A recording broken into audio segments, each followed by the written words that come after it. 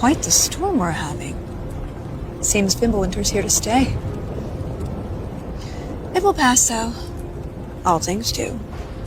In the meantime, how about a story while we warm by the fire? Those filthy spies. That old man sees more now than he did when he had both eyes. Ah, one of my favorites. It's a story of adventure.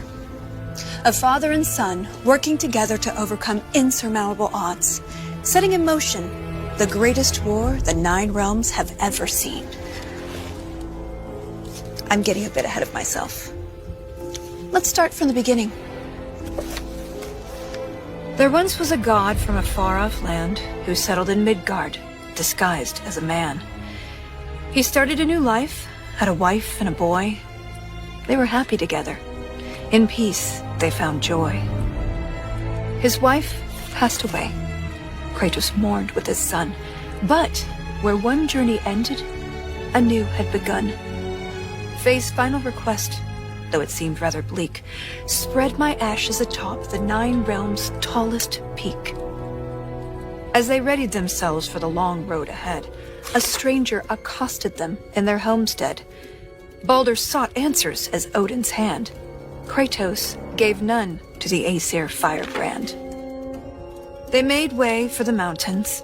Kratos taught the boy skills, keeping godhood a secret but training to kill. Gods were always in danger, this Kratos knew, but secrets, he'd learn, could harm the boy too.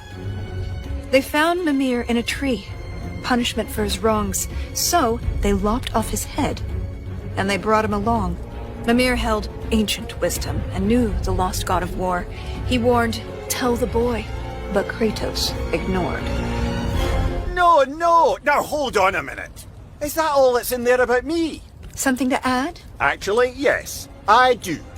You see, Odin, in all of his dreadfully paranoid wisdom, trapped me in that bloody tree for perceived wrongs. And I led quite the colourful life before even meeting him. It all started when I was just a lad in the service of a great fairy king. Riveting stuff, really. We'll have to get back to that later. No, don't turn the page. I wasn't finished. If Mimir were telling the story, we'd be here all day. Anyways, they met Freya, masquerading as a witch in the woods. A god knows a god. She would aid where she could. She cautioned, you must tell your son he's divine. But Kratos dismissed her. He'd regret this in time. On the road, Baldur's allies, Thor's sons, attacked. Something snapped in Atreus as he tried to fight back. The Aesir lost the battle, but Atreus fell too. Kratos rushed him to Freya. She would know what to do. Freya was disheartened with the father's neglect, but with the heart of Hell's troll, she could save his son yet. Kratos thundered through Helheim and slew the great troll.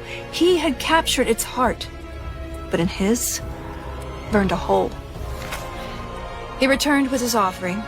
Freya cast a keen spell, and Atreus was healed, though not all was well. Kratos sat with his son, and for once he was true, revealing he was a god. And Atreus was too.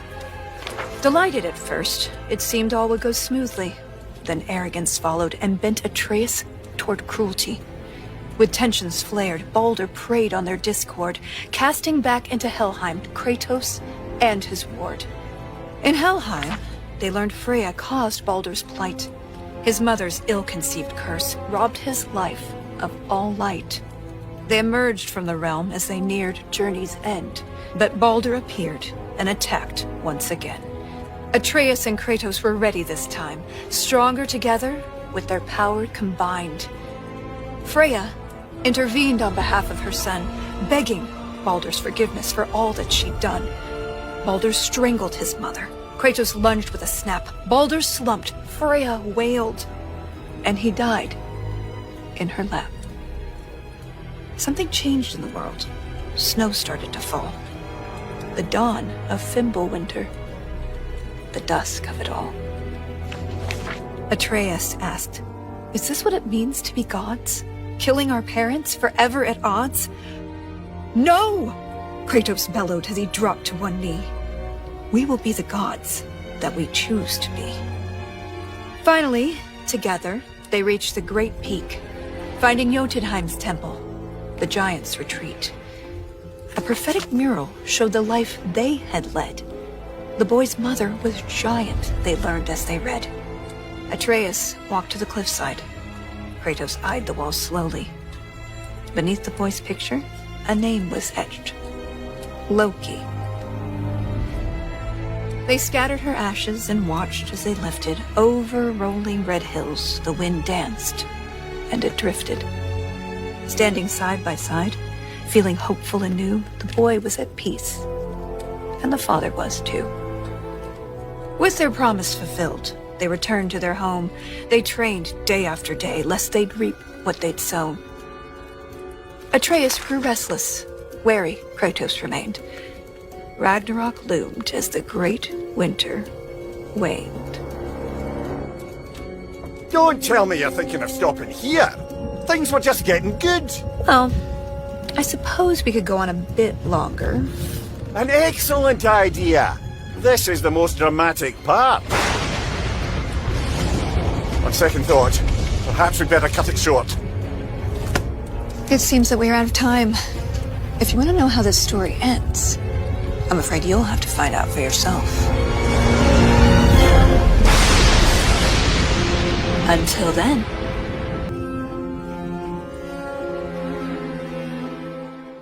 PlayStation